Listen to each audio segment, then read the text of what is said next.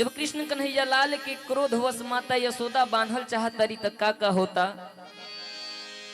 कि हमेशा रसरी टूट जाता, कभी 2 अंगुल बड़ा हो जाता। लेकिन कहा जाता है कि अगर प्रभु को बांधना है तो प्रेम से बांधिए, अहंकार वश आप बांध नहीं सकते हैं। माता को अहंकार हो गया था, इस भजन में आप सभी को सुनने को मिलेगा। लेकिन जब अहंकार टूटा तो माता प्रेम से जब बांधी है तो कृष्ण कन्हैया लाल बंध गए हैं। कैसे? एक बड़े ही सुंदर कवि ने इस भजन को लिखा है। कहना है कि यशोदा बांध दी हली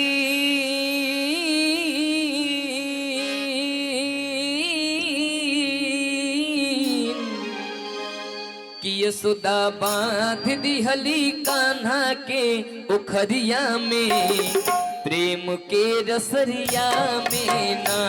यशोदा बांध दी हली कान्हा के उखरिया में, प्रेम के रसरिया में ना।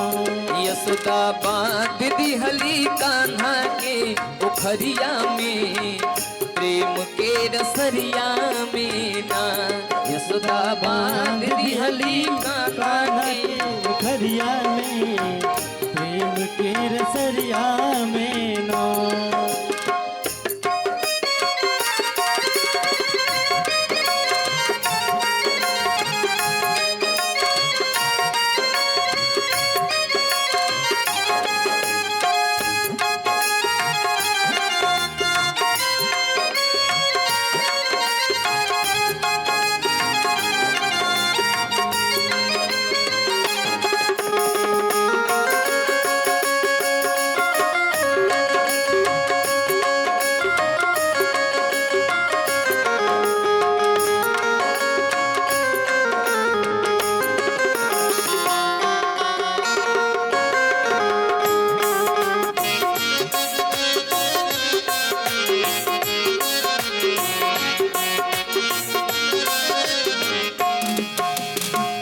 माता यशोदा क्रोधवश कृष्ण कन्हैया लाल के बाल बांधल चाहत रही त का होत रहे।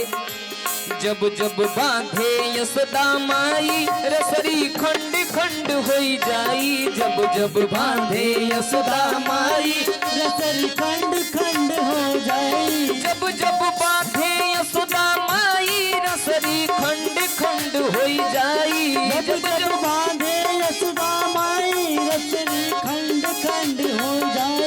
जब जब बांधे यशोदा माई, रसरी खंड खंड होई जाई।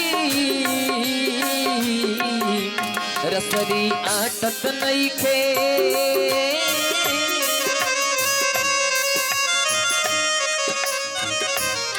रसरी आटत नइखे कान्हा के कमरिया में, प्रेम के रसरिया में ना। रसरी आटत नइखे कान्हा के कमरिया में, प्रेम के रसरिया में ना।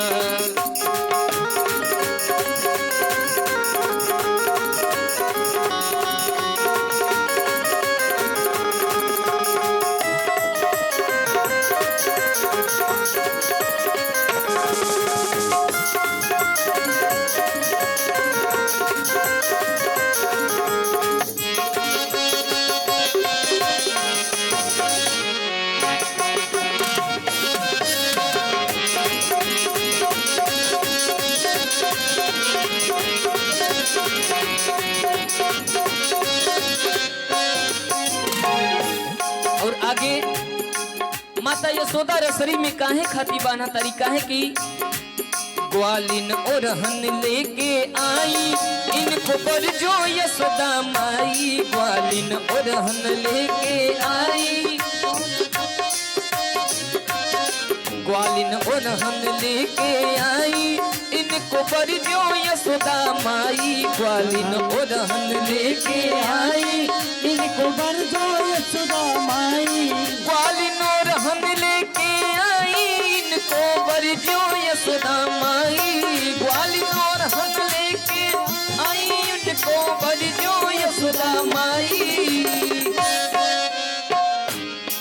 काहे बर जो ओरहन का रहे कहतरी कि कहीं देखो तारे राउर लाला तो कंकड़ लेके एकदम हमरे विजय भाई खान नटखट बाणे कृष्ण कन्हैया लाल, माने कृष्ण कन्हैया लाल जैसे ही विजय भाई भी नटखट हमें वो पंकज भाई भी। हमनी के जब प्रोग्राम में बैठल रही जा, जब बजावे के कार्य ना रहेला तो वो अपना पैड बजाए वाला डंडा से तबला बजावे लगलन। जैसे ही परेशान करत रही जा वैसे कृष्ण कन्हैया लाल परेशान करत रहल हुई।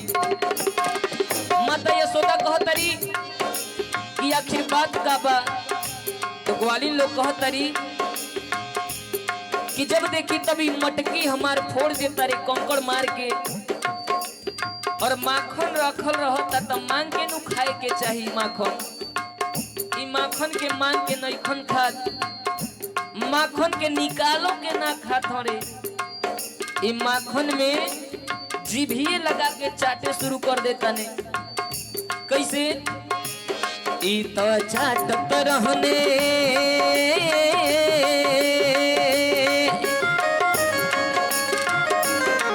ई तो चाटत रहने हमारी गगरिया में प्रेम के रसरिया में ना। ई तो चाटत रहने हमारी गगरिया में प्रेम के रसरिया में ना।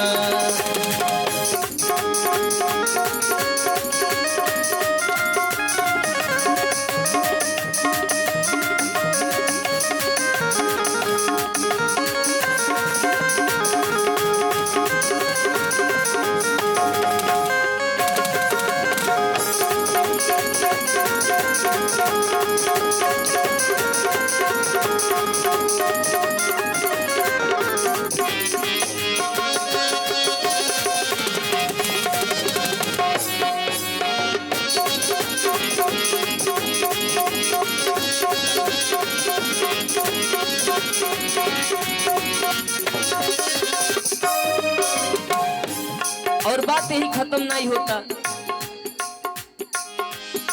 गोपी लोगन के साथ कुछ यशोदा मैया के सखी लोग भी आइल बा। और देखी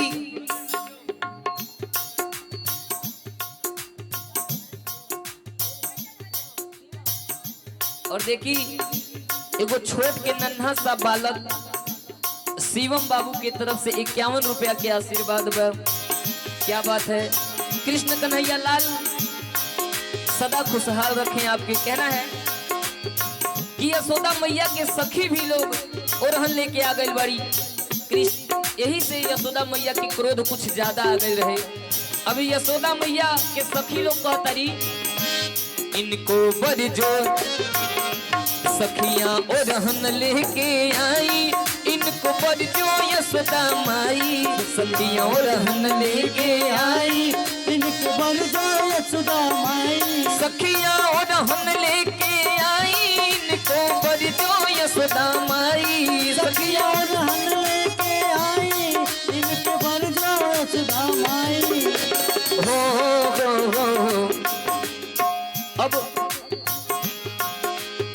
अब बताओ सखियां भी ओरहन लेके आइल बड़ी जौन यशोदा मैया के उम्र के बाड़ी। ओनहु के कृष्ण कन्हैया लाल नइखन छोड़त, ओनहु के परेशान करत तरी। कैसे? ई तो झांकत रहने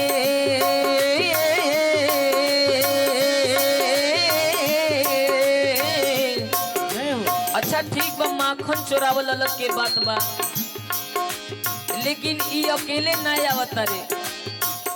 अपना पूरा गोपी ग्वाल बाल के साथ अपना टीम के लेके पूरा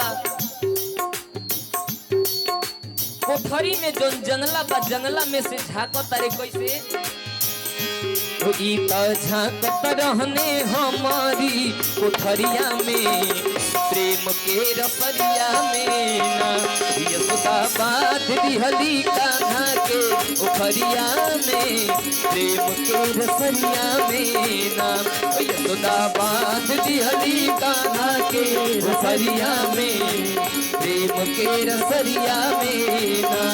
यशोदा बात दिहली कान्हा के उखरिया में प्रेम के रसरिया में ना, प्रेम के रसरिया में ना, कि यशोदा बांध दिहली कान्हा के ओखरिया में, प्रेम के रसरिया में ना, प्रेम के रसरिया में ना।